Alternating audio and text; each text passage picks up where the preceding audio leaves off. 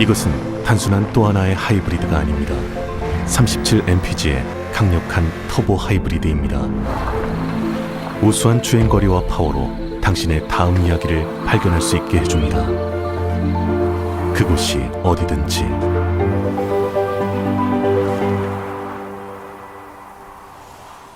올류 소렌토 터보 하이브리드, 세계 최초의 스토리텔링 머신.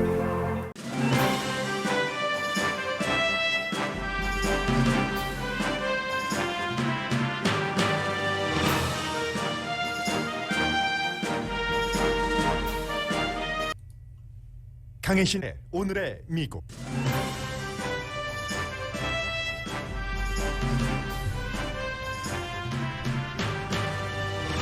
뉴욕시가 공무원에 이어 민간의 식당과 짐 등에서도 백신 접종을 의무화했습니다. 변이 바이러스가 확산되는 현상에 대한 블레임 게임이 시작되면서 백신 접종을 받지 않는 사람이 원인이라는 지적이 가장 많습니다. 트럼프 전 대통령 시대 백신 개발 책임자는 백신 접종을 거부하는 공화당 보수 멤버들에게 제발 백신 접종을 받으라고 간청했습니다. 연방 항소법원 등에서도 백신 접종 의무화를 지지하는 판결이 잇따라 나오고 루이지아나 주정부 등도 마스크 착용 의무화까지 발표했습니다. 맥도널드도 위험 지역에서 직원과 손님의 마스크 착용 의무화 오늘 아침 발표했습니다. 세입자 퇴거유예 행정명령이 끝난 지금 곧 140만 가구가 퇴거당할 형편입니다. 연방정부 차원의 대책은 쉽지 않아 보이고 드물게 백악관과 민주당 의회가 이 이슈에서 의견을 달리합니다. 젊은 전문인들이 도시로 돌아가면서 주요 도시의 렌트비가 크게 오르고 있습니다. 뉴욕주 앤드류 코모 주지사가 여러 명의 여성을 성희롱했다는 수사 결과를 뉴욕 검찰이 방금 전 발표했습니다. 도쿄올림픽에서 일시적으로 경기를 중단했던 체조 선수 시몬 베일즈는 동메달을 받았습니다. 하버드 출신의 석사 과정을 밟고 있는 미국 단거리 달리기 선수 게비 토마스의 올림픽 성적이 주목됩니다. 전형적인 하버드 출신의 평이한 진로가 아니기 때문입니다. 여러분 안녕하십니까? 오늘의 미국 강예신입니다. 현재 미국의 모든 매체는 뉴욕의 앤드류 코모 주지사가 성희롱 혐의에 대해서 말하자면 형사 조사는 아니었거든요. 민사상 수사에 있어서 특별조사반이 뉴욕 검사 측이 유죄다 하는 것을, 그런 케이스가 있었다는 거예요. 한 케이스도 아니고 많이 그런 것을 지금 탑뉴스로 다루는데, 저는 뒤로 조금 미루고 뉴욕주가 아니라 뉴욕시장이 오늘 아침에 발표한 코로나 바이러스에 관한 본인의 행정명령부터 전해드리겠습니다. 뉴욕시는 헬스케어 워커들에게는 백신 접종 의무화 이미 했고요. 한 4만 5천 명 되는데 7월 26일에 발표를 하면서 8월 2일 어제부터 이제 시행에 들어갔습니다. 만약에 백신 접종을 받지 않는다면 어떤 종류의 헬스 분야에서 일하고 있는 사람이라도 그렇다면은 정규적으로 음성이라는 테스트 결과를 내놔야지 된다는 것이고, 그리고 이제 시 공무원의 백신 접종 의무화도 발표를 했고요.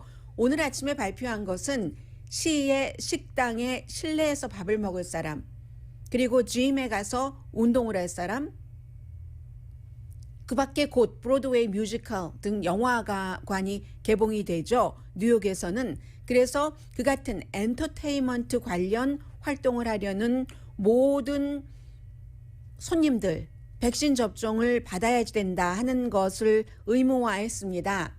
오늘 아침에 이제 뉴욕시장이 얘기하기를 나 시장과 보건 커미셔너가 말하자면 공동으로 행정명령을 발효를 하는 건데, 지금까지 미국 인구 1억 5천만 명이 백신 접종을 받고 큰 탈이 없으면 이보다 더 좋은 안전망이 어디 있겠는가라고 얘기를 했습니다. 8월 16일부터 시작해서요. 9월 13일부터는 만약에 어기는 사람들을 어떻게 단속할 것인가, 그 같은 조치도 시작을 한다는 겁니다. 9월 13일로 날짜를 잡은 것은 짐작하시는 것처럼 백투스쿨이 돼서 학생들 학교로 돌아가고 그리고 이제 자녀분들을 학교로 보낸 부모님들도 직장으로 완전히 그 돌아가기 때문에 그렇죠. 주요 미국 도시에서는 처음입니다. 뉴욕이 미국에서 가장 그 큰 도시이기도 하고요. 물론 그 프랑스라든가 이태리에서는 지난달에 변이 바이러스가 너무 많이 퍼져서 이 같은 조치를 했고 그래서 주말이면은 뭐 프랑스에서 거의 큰 도시에서 20만 명이나 되는 사람이 이게 뭔 말이냐 하고 시위를 하기도 했지만 미국의 뉴욕시에서 이 같은 그 백신 접종 의무화, 강제화를 시작했다는 것은 다른 주에서도 그렇게 갈 수 있다. 이것은 물론 로스앤젤레스를 포함한 많은 지역에서 공무원이라든가 헬스케어 워커에게는 이 같은 것을 강조를 했지만 뉴욕시는 식당에 들어가는 사람 또 뭐 짐에 가서 운동하려는 사람에게 전부 백신 접종 증명을 해라 하는 겁니다. 물론 민간 차원에서 이런 것을 의무화하는 것은 있지만 대도시에서 도시시장이 이 같은 행정명령을 내린 것은 처음입니다. 그만큼 지금 위험한 상태이라는 그런 뜻도 되고요. 그리고 뭐 연방 항소법원뿐만이 아니라 연방 대법원에서도 비슷한 판결을 내렸는데 연방 항소법원이요. 일리노이 그 시카고주의 연방 항소법원이 인디아나 유니버시티 대학생 8명이 학교에 올 때 가을에 백신 접종 의무화 이런 것을 했더니 뭐 헌법에 위배된다. 어떻게 국가가 나의 건강에 대해서 이래라 저래라 할 수 없다. 원치 않는 의료 치료도 할 수 없는 것이다라고 하면서 고소를 했고 이제 그 하급법원에서 이 학교의 결정을 지지했습니다. 그리고 항소법원에서도 마찬가지로 공공건강과 안전, 그 안전이라는 것은 꼭 학교 안의 안전만을 얘기하는 게 아니죠.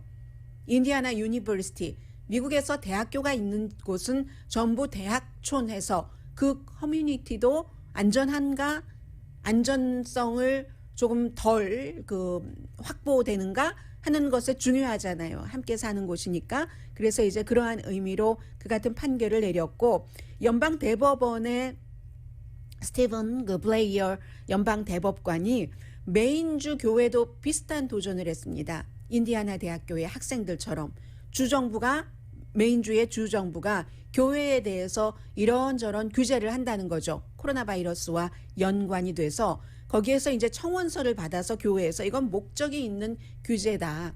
민주당들이 교회 학교래요. 제가 교회 가지 못하도록 하도록 이 같은 정치적인 결정을 내렸다 하면서 판결을 해달라고 하는 것을 연방 대법원에서는 전체 심의하지 않는다라고 코멘트하지 않고 이제 이렇게 내려보낸 거죠.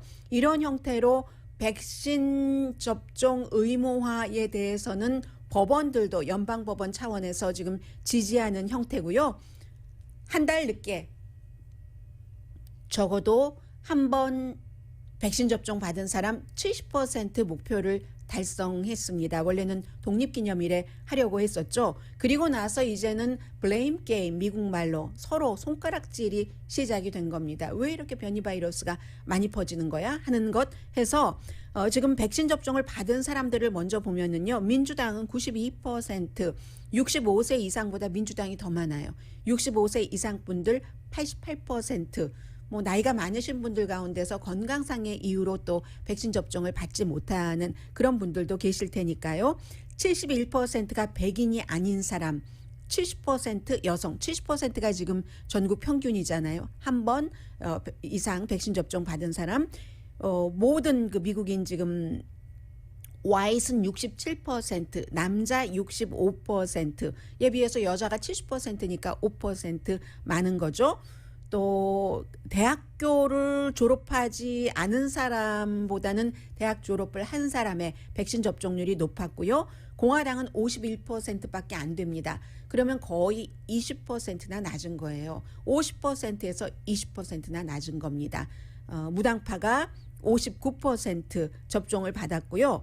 그래서 이제 전체적으로 왜 이렇게 변이 바이러스가 확산되는가 하는 것에 대해서 전체 뭐 민주당, 공화당, 무당파 전부에게 물어봤더니 백신 안 맞은 때문에 그래. 백신 안 맞은 사람 때문에 이렇게 많이 퍼져 하는 답이 58%. 이 여론조사는 악시오스와 입소스가 한 여론조사 결과거든요. 그리고 다른 나라에서 미국에 여행 와서 그 사람들이 퍼뜨렸어 하는 게 두 번째로 많은 이유입니다. 32%, 그리고 28%는 전체적으로 트럼프 전 대통령이 뭘 잘못했기 때문에 처음부터 단추가 잘못 끼워져서 이런 거야 라고 답변을 했는데, 이게 백신 접종을 받은 사람과 백신 접종을 받지 않은 사람 사이에 차이가 너무 큽니다. 백신 맞은 사람들은 거의 80%예요. 제일 많은 사람들이 78.6%가 백신 접종 받지 않은 사람 때문에 이렇게 퍼졌다. 왜냐하면 이스라엘이나 미국이나 다 같이 나오는 자료가 백신 접종을 받은 사람은 남에게 감염시킬 확률도 훨씬 적고, 반 이상 적고, 그리고 감염될 확률도 훨씬 적고 해서 지금 백신 접종을 받은 사람들은 1% 미만이 감염자입니다. 병원에 입원하는 사람은 0.04%, 거기서 사망하는 사람은 백신 접종을 받은 사람 가운데서는 0.001%밖에 안 되죠. 그러니까 이렇게 생각을 하고, 그에 비해서 백신 접종을 받지 않은 사람 가운데서도 이렇게 많이 퍼지는 것은 백신 접종을 받지 않은 사람 때문이야 라고 답한 사람이 10%나 됩니다. 큰 차이가 있어서요. 백신 접종을 받은 사람들은 무엇이 이렇게 퍼지는 원인이냐를 제가 순서대로 불러드리면, 백신 접종 받지 않은 사람 80%, 트럼프 전 대통령 36%, 보수적인 미디어 33%, 그 다음이 미국에 오는 외국 방문객, 미국 사람들이 외국을 여행 간 그런 사람들, 또 이제 보수 미디어를 제외한 메인스트림 미디어, 또 바이든 대통령이 이 원인이야라고 얘기한 사람도 11%나 돼요. 백신 접종 받은 사람 가운데서. 그 밖에 뭐 질병통제국, 전국 보건 관계자들, 그러니까 바이든 질병통제국 보건 관계자 맨 아래쪽에 속하거든요. 이쪽은 뭐 무슨 일을 해도 이런 불만이 나오는 그런 것이다라고 생각하시면 되고, 백신 접종을 받지 않으신 분들은 어떤 순서냐면요. 미국으로 오는 외국인 관광객 때문에 그렇다. 36.9%로 가장 많습니다. 그 다음이 메인스트림 미디어 때문에 그렇다. 세 번째가 바이든 때문에 그렇다. 네 번째가 질병통제국, 다섯 번째가 보건 관계자, 그리고 여섯 번째 백신 접종을 받지 않은 사람 가운데서 11.2%는 도널드 J 트럼프 때문에 이렇게 많이 퍼졌다. 그리고는 이제 아래서 두 번째가 9.8%가 우리 백신 접종 안 받은 나 같은 사람 때문에 라고 얘기를 했고, 맨 마지막에 7.5%만이 보수적인 미디어 때문에 그랬어. 아직도 터커 칼슨 같은 사람이 백신 접종에 대해서 회의적인 시각을 계속 보도를 하고 있죠. 그런데 그게 맨 아래입니다. 이러니까는 미국이 결국은 집단 면역이 어려운 겁니다. 어려워서, 그리고 이제 뭐 어쨌든 백신 접종을 받은 사람도 감염이 되는데, 여러분들께 제가 계속 말씀드리지만 백신 접종을 받은 사람 가운데서는 물론 테스트를 하지 않은 사람은 모릅니다. 그것은 백신 접종을 받지 않은 사람이나 백신 접종을 받은 사람이나 테스트하기 전에는 모르는 거니까요. 그런데 테스트하고 병원에 가고 사망하고 이런 통계를 볼 때는 백신 접종을 받은 사람 가운데서는 지금 1% 미만 감염률이 나오거든요. 양성 반응이 나오고 있습니다. 그런데도 불구하고 이제는 뭐 백신 접종 받아도 그러니까 하면 서로 막 블레임 게임이 시작이 되고, 여러 가지로 미국의 의료 보건 체계, 백신에 대해서 회의감도 나오고 하니까 백신을 개발할 때 총책임자, 말하자면 백신의 설계사는 바이든 대통령 때의 보건 의료 전문가가 아닙니다. 트럼프 전 대통령 당시에 백신이 만들어졌죠. 총 책임을 졌던 사람은 보건복지부 장관입니다. 그 당시에 이제 오퍼레이션 랩 스피드라고 해서 빨리 백신을 만든 보건복지부 장관 총 책임자가 알렉스 아잘가 오늘 기고문을 썼는데, 역시 가장 많은 사람들이 본다고 생각하고 가장 믿을만하다고 생각하는 뉴욕타임즈의 트럼프 전 대통령의 보건복지부 장관이 오늘 기고문을 썼는데 뭐라고 얘기하냐면 My fellow 보수적인 공화당, 이런 식으로 표현을 합니다. 백신에 대해서 거부하고 주저하는 My fellow 공화당, 보수당 모든 분들, 코비드-19 백신 접종 제발 받으세요. 굉장히 잘 개발된 겁니다. 오늘 뉴욕시 시장이 한 말과 똑같은 말을 하네요. 1억 6천만 명 이상이 백신 접종을 받아서 엄청난 그런 부작용이 없다면 이거 정말 잘 만든 백신이라는 것을 증명하는 겁니다. 기간이요? 우리가 빨리 만들 수밖에 없었습니다. 다른 백신 뭐 몇십 년에 개발되고 개발도 못 된다고 하지만 그 과정을 줄일 수밖에 없었고 어느 때보다도 과정을 줄이기 위해서 밤낮으로 일해서 더 많은 사람을 빠른 시간 안에 테스트를 했습니다. 식품의약국이 완전한 승인을 한 것과 지금은 임시 승인이니까요. 그 차이는 더 많은 사람에게 테스트를 하는 그 차이입니다. 그리고 이제 제조를 하는 공장을 가서 인스펙션을 하는 그런 차이니까 마이 펠로우 보수 공화당 멤버들이요. 여러분들이 해야지 되는 부분적인 일도 하십시오라고 얘기를 했습니다. 그리고 트럼프 전 대통령의 보건복지부 장관이었기 때문에 바이든 행정부도 이제 이 백신에 대해서 정치화하지 말아라 하는 얘기도 곁들였고요. 이 정도예요. 왜냐하면 뭐 린지 그레이엄 같은 공화당 그 연방 상원 의원도 백신 접종 다 받았는데 그 양성 반응이 나왔다고 어제 오후에 발표를 했죠. 이분이 66세거든요. 한국 분들에게는 트럼프 전 대통령과 굉장히 친했던 사람. 그리고 뭐 한국에 전쟁이 일어나면 뭐 한국 사람들이 죽지 미국 사람들이 죽어?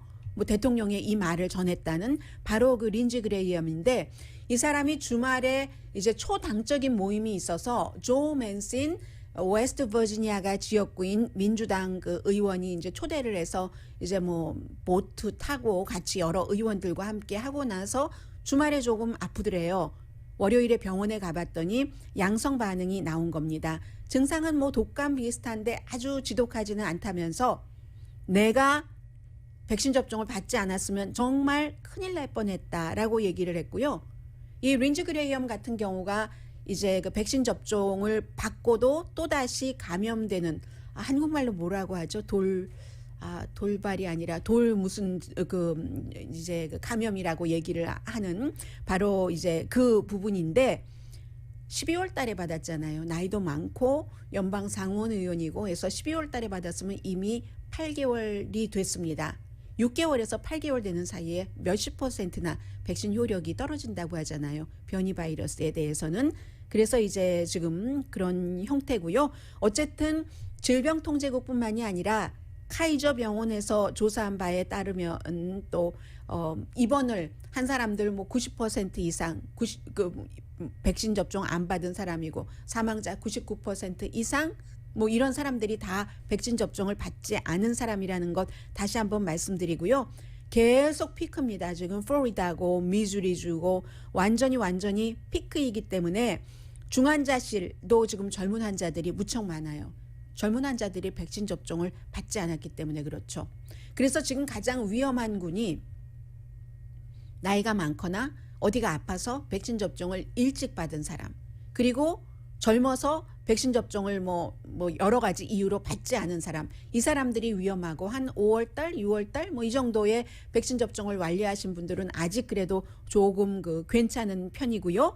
해서 지금 마스크 착용을 의무화하는 거죠.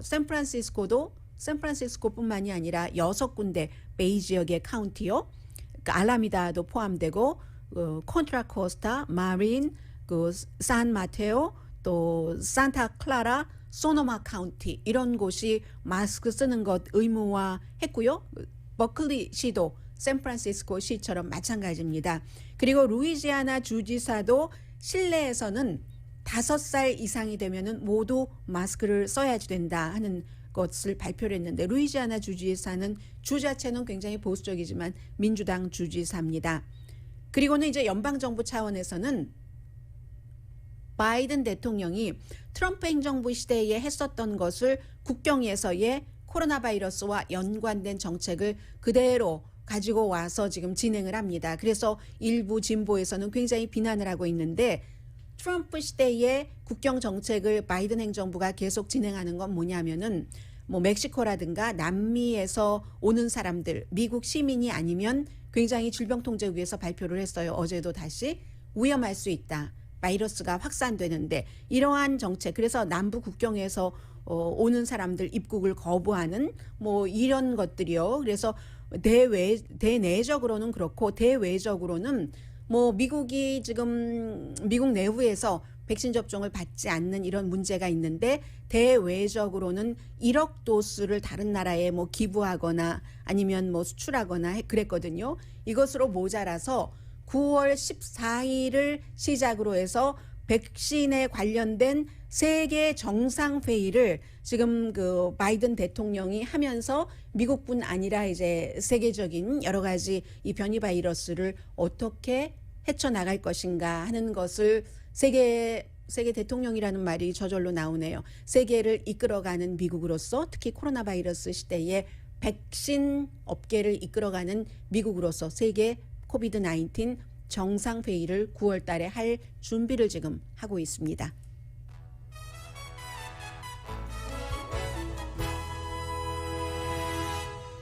오늘의 미국은 전문가가 추천하는 이민법, 가정법 전문 제인정 종합법률사무소, 미주류 언론과 유명 인사들을 감동시킨 미주 판매 1위 카후나 마사지 체어, 한인 기업의 자랑 카후나 마사지 체어, 코지다운 갤럭시 거위털 이불은 잠이 솔솔 오게 하는 기능성 거위털 이불, 거위털 이불 전문회사 코지다운, 친절하고 자세한 상담으로 절개를 최소화하는 복강경 수술 전문 장지아 외과, 우리 가족 면역 충전 프로젝트는 한국 홈쇼핑에서 챙기세요. 한국 홈쇼핑 공동후원입니다.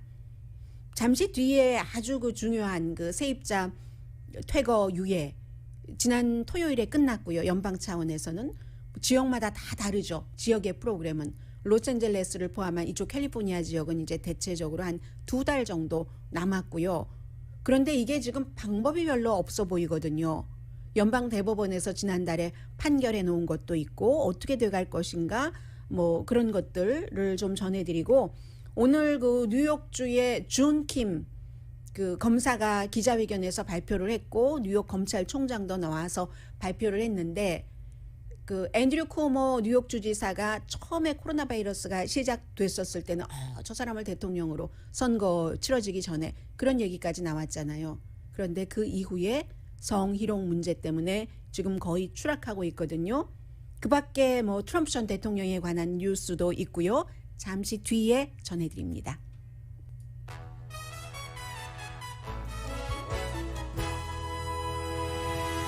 라디오 서울 방송 오늘의 미국 듣고 계십니다. 네, 뭐 어제 그 월 스트리트 저널이 뭐 사설에서도 실고 했었던 문제인데요. 세입자 퇴거 유예 기간이 이제 지난 금요일에 끝났기 때문에 랜드로드가 뭐 로컬에서 특별한 프로그램이 없다면, 프로그램이 있어도 여러분들께서 접수하지 않으셨다면 퇴거 절차를 시작할 수가 있습니다. 지금부터는요.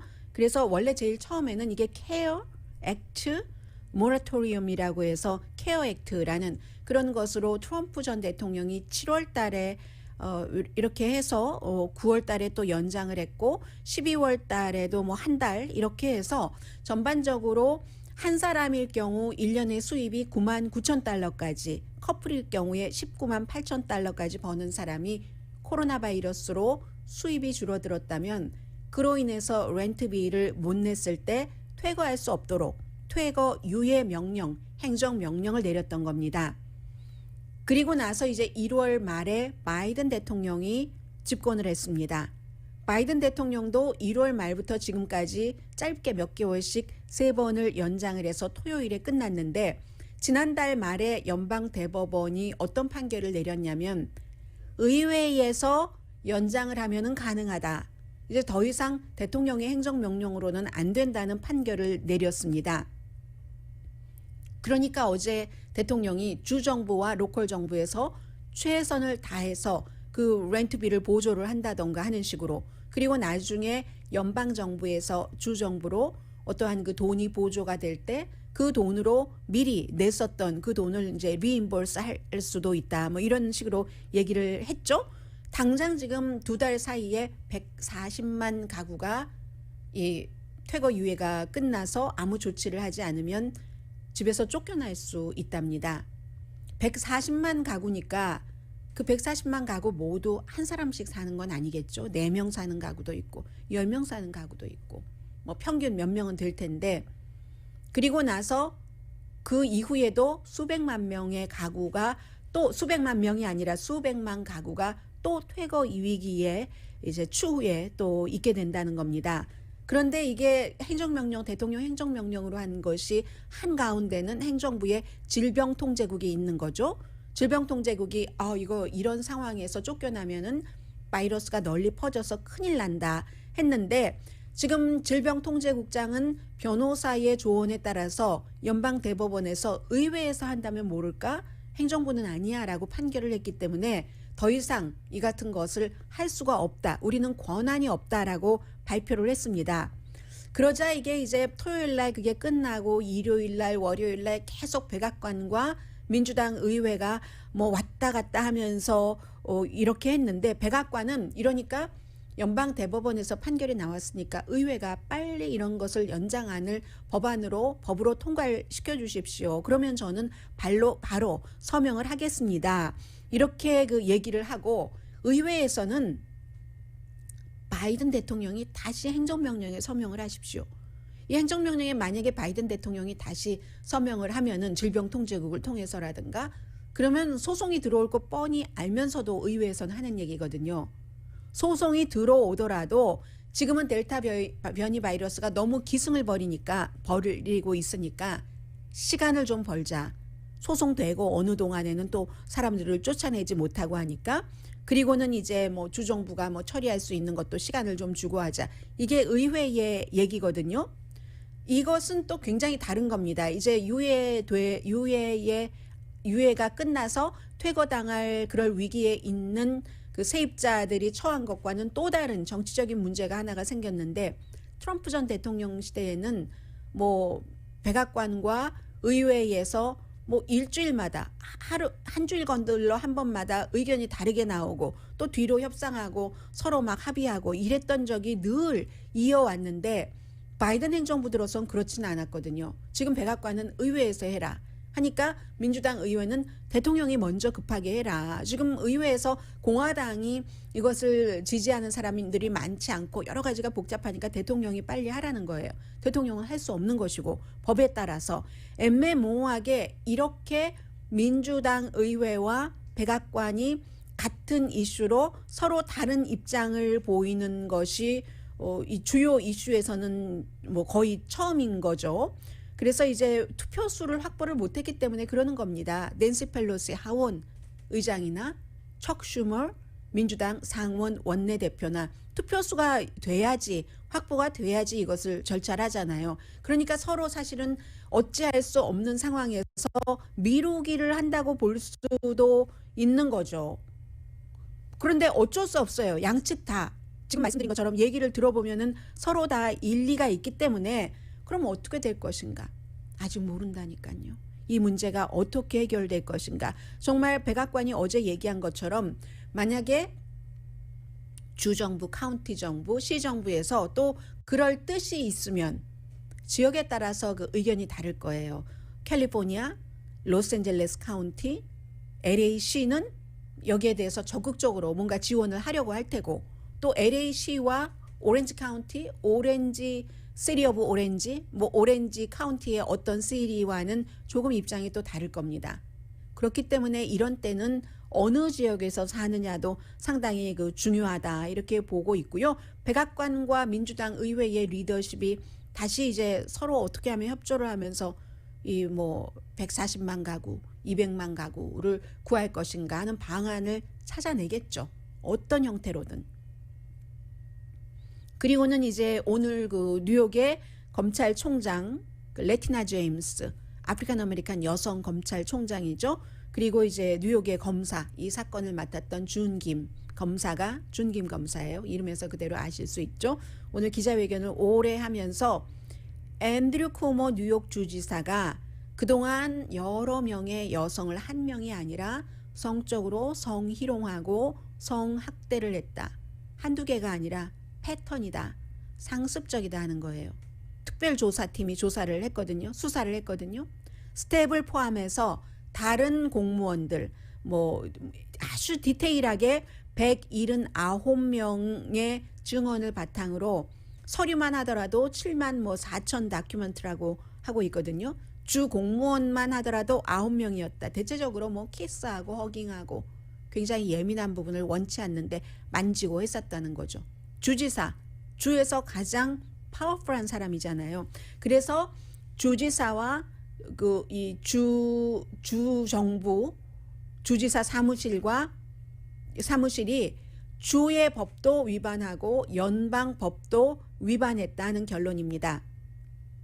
그래서 어떤 사람은 정규적으로 만나서 조언을 했었던 그 스텝 아니면 한 번만 만난 그런 사람들도 굉장히 많았고 또 성적인 발언들도 많이 했다고 하는데 아무도 좋아하지 않았고 굴욕감, 뭐 불편함, 부적절함 이런 것들을 여성들이 많이 느꼈는데 그게 법적으로 성희롱이라는 얘기입니다.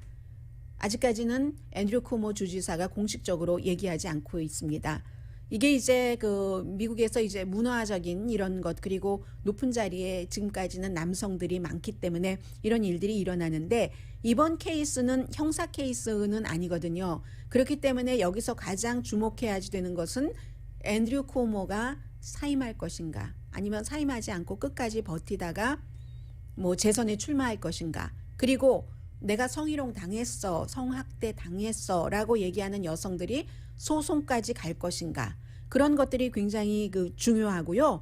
3월 달에 앤드류 쿠모의 이 같은 일에 대해서 사임해라 라고 종용을 했었던 사람들이 굉장히 많습니다. 민주당에서도 많아요. 민주당의 뭐 코리안 아메리칸을 포함을 해서 주 정부의 정치인도 그랬고 연방 상원 의원들, 민주당 상원 의원들 그리고 29명 정도 되는 사람들 특히 이제 뉴욕을 지역구로 하는 거의 모든 그 민주당 의원들이 사임해라라고 그 당시에 주장을 했었는데 뭐 조사 결과를 보자라고 해서 여기까지 왔거든요. 지금 수사 결과는 그가 여러 명의 여성들을 성희롱했다. 이로써 앤드류 쿠모 뉴욕 그 주지사가 더 높은 곳으로 아니면 뉴욕주의 주지사직을 계속 유지할 수 있는가? 이게 이제 이 케이스에 오랜 동안 지금 오늘 그 수사 발표를 보면은 상습적으로 그렇게 해왔는데 모든 것들이 다 때가 있잖아요. 무르익어서 또 목소리가 합쳐져서 한두 사람이 아니고 179명이나 그렇다고 하니까 이런 경우에는 과거에 뭐 그냥 묻혀졌었던 것들이 다 드러나서 이 같은 결과가 오랜 세월이 흘렀지만 오늘 지금 이런 결과를 내고 있고요. 네, 그리고 사실은 여러분들께서 뭐 별로 크게 관심이 없을지는 모르지만 한 줄이나마 저는 꼭 말씀을 드리겠습니다. 의사당 폭동 사건 때 그 폭도들을 진압했던 경관들 가운데서 지금 세 번째 자살한 사람이 나왔습니다. 44살 메트로폴리탄 경찰국 소속으로 2013년부터 메트로폴리탄 경찰국에서 근무를 했는데 그러니까 의회 경관은 아니에요. 이분이 그 이후에 그 사건 이후에 굉장한 그 충격들을 많이 받았다고 하죠. 전쟁터에 나가서 군인들이 싸움을 하고 난 뒤에 어떤 트라우마가 있는 것처럼 세 번째 44살 와이프 있고요. 3명의 자녀가 있는데 스스로 목숨을 끊었습니다. 세 번째예요. 그리고 오하이오주의 특별 그 선거도 굉장히 주목되는데 그 석탄 로비스트 마이크 캐리를 어젯밤에도 그 트럼프 전 대통령이 지지를 했고 트럼프 그 슈퍼팩 그 어떠한 그 정치 단체가 지난주에 35만 달러나 뭐 텍스트 메시지로 걷어서 줬거든요. 그래서 이게 어떻게 될 것인가 뭐 하원 의원 선거 주목되고 지난번에 그 텍사스에서는 트럼프 전 대통령이 지지했었던 사람이 졌었죠. 그 정도 있고 그리고 오늘 월스트리트저널 그 보도를 보면은 북한이 그 미국과 대화하겠다라는 한국 국정원의 국회에서의 그 증언 뭐 이런 것을 발표를 했는데 그 대신 조건이 있다는 거예요. 월스트리트저널이 제목으로 잡기는 미국과 대화가 가능하긴 한데 연료도 좀 주고 고급 옷, 고급 술 같은 것도 주면은 대화할 수 있다라는 거고 국정원은 뭐 지난번에 그 통신 그 수단이 개통되고 나서 몇 번 대화를 접촉을 했었다는 거예요. 그리고 이제 김여정은 일요일에 한미 합동 군사 훈련 이달에 있을 테니까 적대적인 어떤 그 군사 그 전쟁 연습이다 하고 비난을 했었다는 것 전해드리고, 또 하나는 미국 사람들이 굉장히 주목하고 있는 겁니다. 언제나 이 뉴스는 주목되죠. 100살 되신 분을 독일 검사가 10월 달에 재판대에 세웁니다. 왜 그러겠어요? 몇 개월 전에도 96세 되신 분이 재판정에 섰죠.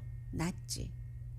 그 유대인 수용소에서 말하자면 가드를, 경비대원을 했었던 분입니다. 100살인데 이분이 이제 그 1942년부터 45년 사이에 그 베를린 인근의 그 수용소에서 3,518명 수감자가 있었고 뭐 살해됐고 했는데, 지금 100세시기 때문에 의료 도움을 많이 받고 계시는데, 그럼에도 불구하고 2시간 반 정도 재판 걸릴 것으로 예상하는데 하실 수 있을까라고 생각하는 사람들도 많고, 지난 3월 달에는 96세 이분도 이제 나치 가드로서 그 재판에 섰는데, 독일에서는 아직도 이 과거에 대해서 검사가 수용소에서 가드였잖아요.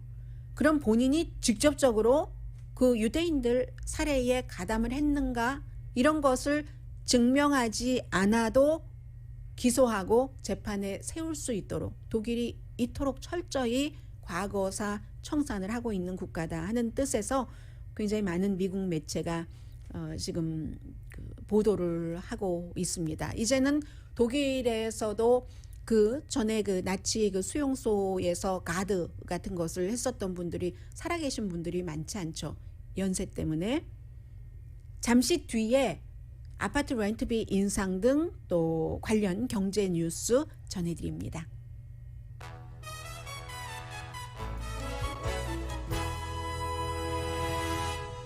라디오 서울 방송 오늘의 미국 듣고 계십니다. 월스트리트저널 보니까요, 이 기사는 다분히 랜드로드 중심으로 쓴 기사이기는 합니다. 그러나 저는 이 기사 자체를 조금 렌트 들어서 살고 계시는 세입자 중심으로 다시 구성을 했습니다. 왜냐하면 다수잖아요, 새 들어 사시는 분들이. 그리고 그 얘기를 전해드리다 보면은 당연히 뭐 랜드로드 아파트 소유주에게도 해당되는 뉴스이기도 하고요. 렌트비가 굉장히 인상되는데, 한마디로 젊은 전문직들이 그동안에 부모님 집에서 멀리 살다가 다시 직장 오픈을 하면서, 지금은 변이 바이러스가 아무리 많이 퍼져도 다시 락다운은 안 한다고 하잖아요. 해서 도시로 가고 있기 때문에 그렇다.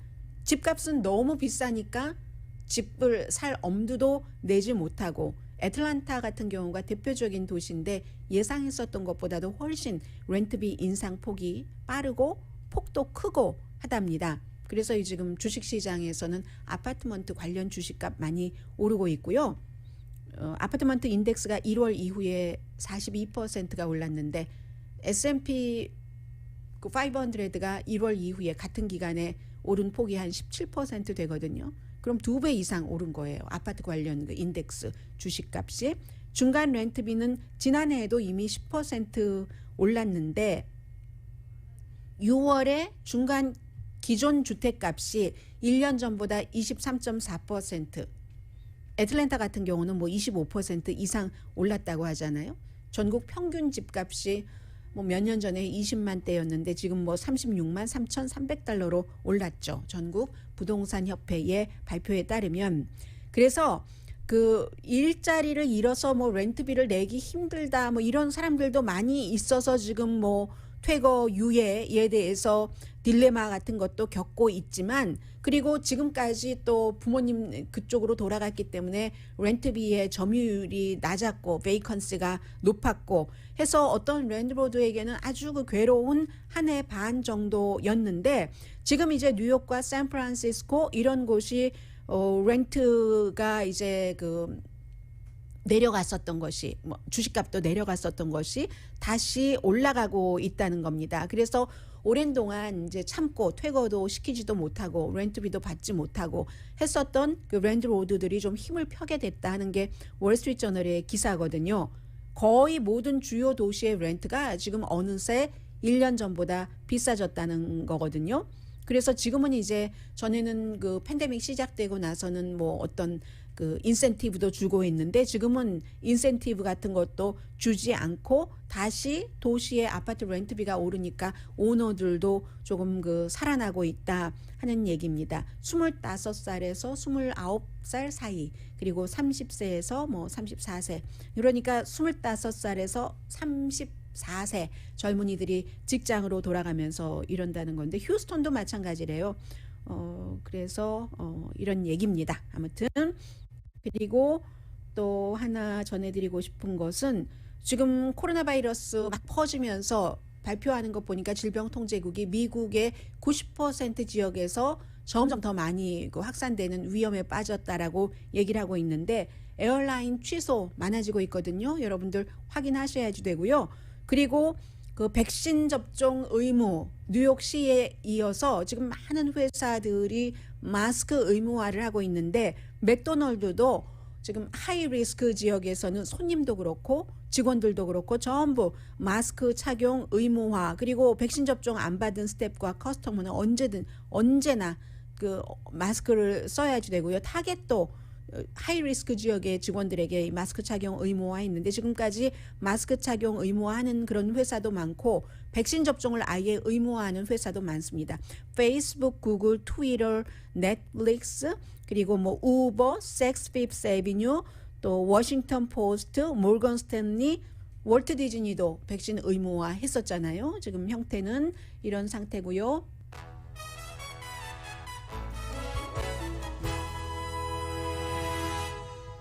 라디오 서울 방송 오늘의 미국 듣고 계십니다.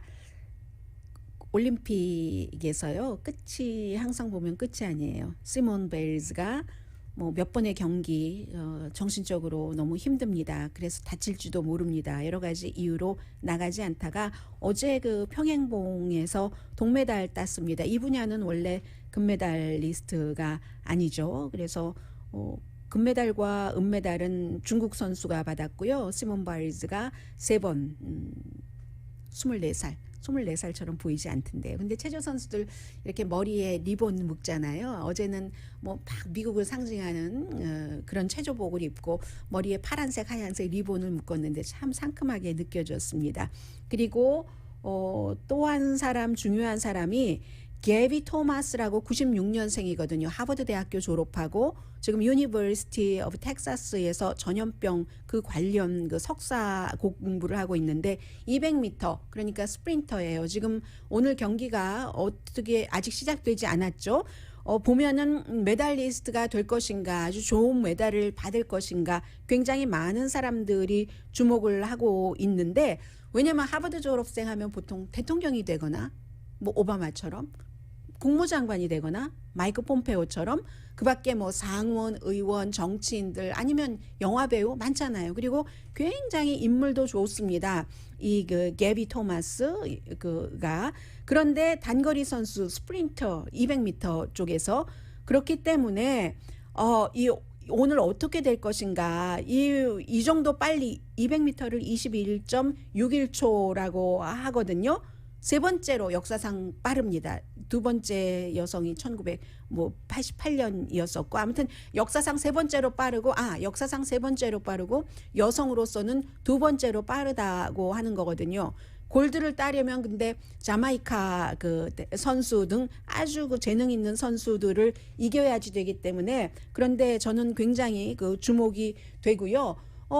그 하버드에서도 뭘 공부했던가요? 뭐 생물 관련 어떤 공부를 했는데 그런데 지금도 신경생물학을 공부를 했군요. 그 하버드에서 신경생물학 공부하고 지금 이제 전염병 관련 석사 과정을 하고 있는데 어떻게 올림픽에서 메달을 딸 것인가 궁금하지 않을 수가 없죠. 오늘의 미국은 전문가가 추천하는 이민법, 가정법 전문 제인정 종합법률사무소, 미주류 언론과 유명 인사들을 감동시킨 미주 판매 1위 카후나 마사지 체어, 한인 기업의 자랑 카후나 마사지 체어, 코지다운 갤럭시 거위털 이불은 잠이 솔솔 오게 하는 기능성 거위털 이불, 거위털 이불 전문회사 코지다운, 친절하고 자세한 상담으로 절개를 최소화하는 복강경 수술 전문 장지아 외과, 우리 가족 면역 충전 프로젝트는 한국 홈쇼핑에서 챙기세요. 한국 홈쇼핑 공동펀이었습니다. 10시에 좋은 아침 좋은 하루 방송되고요. 그리고 이 선수가 어머니는 에모리 대학교를 나와서 매사추세츠에서 대학에 강의하러 가면서 그쪽으로 이사해 갔는데 아프리칸 아메리칸이거든요. 또 다른 어떤 그 것을 깨는 거죠. 강혜신이었습니다.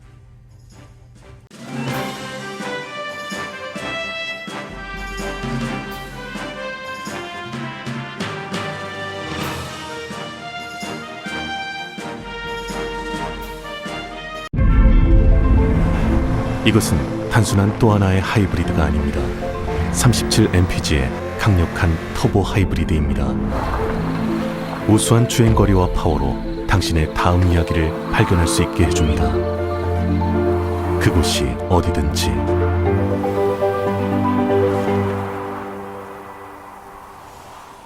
올류 소렌토 터보 하이브리드, 세계 최초의 스토리텔링 머신.